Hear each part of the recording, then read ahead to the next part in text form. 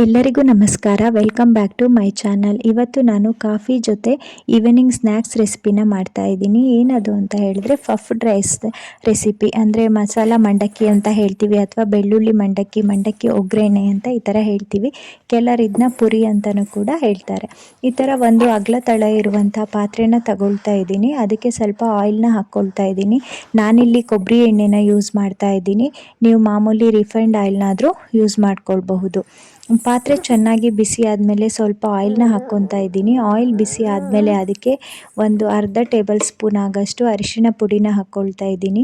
ಮತ್ತು ಹಾಗೆ ಖಾರಕ್ಕೆ ಸ್ವಲ್ಪ ಚಿಲ್ಲಿ ಪೌಡರ್ನ ಹಾಕ್ಕೊಳ್ತಾ ಇದ್ದೀನಿ. ಹಸಿಮೆಣಸನ್ನ ಇಷ್ಟಪಡೋರು ಹಸಿಮೆಣಸನ್ನ ಕೂಡ ಇಂಥ ಟೈಮಲ್ಲಿ ಹಾಕ್ಕೊಳ್ಬಹುದು. ನಾನು ಮಕ್ಕಳು ತಿನ್ನೋದ್ರಿಂದ ಬೇಡ ಅಂತ ಹೇಳಿಬಿಟ್ಟು ಸ್ವಲ್ಪ ಖಾರದ ಪುಡಿನ ಹಾಕ್ಕೊಳ್ತಾ ಇದ್ದೀನಿ.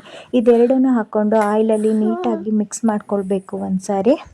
ಆಮೇಲೆ ನಾನು ಇದಕ್ಕೆ ಜಜ್ಜಿಟ್ಕೊಂಡಿರುವಂಥ ಬೆಳ್ಳುಳ್ಳಿನ ಆ್ಯಡ್ ಮಾಡ್ಕೊಳ್ತಾ ಇದ್ದೀನಿ.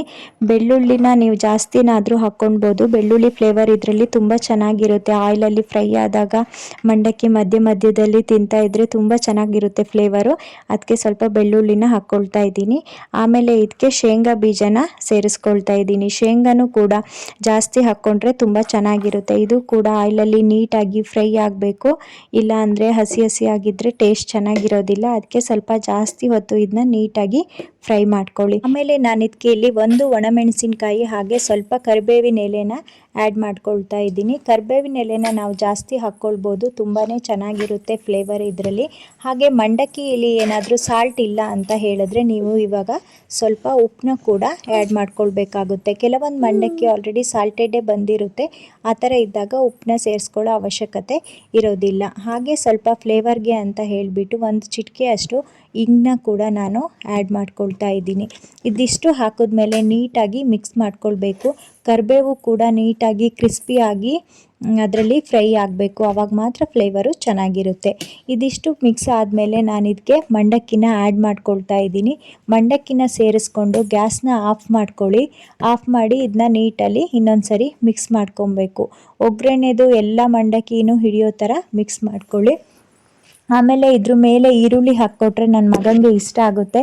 ನನಗೆ ಅದು ಐಡಿಯಾ ಇರಲಿಲ್ಲ. ಅವನೇ ಬಂದುಬಿಟ್ಟು ಕೇಳ್ದ, ಈರುಳ್ಳಿ ಕಟ್ ಮಾಡಿ ಹಾಕಮ್ಮ ಅದ್ರ ಮೇಲೆ ಅಂತ ಹೇಳಿಬಿಟ್ಟು. ಹಾಗಾಗಿ ನಾನು ಅವನಿಗೆ ಪ್ಲೇಟ್ಗೆ ಮಂಡಕ್ಕಿ ಹಾಕಿ ಒಂದು ಚಿಕ್ಕದಾಗಿ ಈರುಳ್ಳಿ ಕೂಡ ಕಟ್ ಮಾಡಿ ಇಟ್ಕೊಂಡಿದ್ದೀನಿ ಮೇಲೆ ಗಾರ್ಲಿಷ್ಗೋಸ್ಕರ ಅಂತ ಹೇಳಿಬಿಟ್ಟು.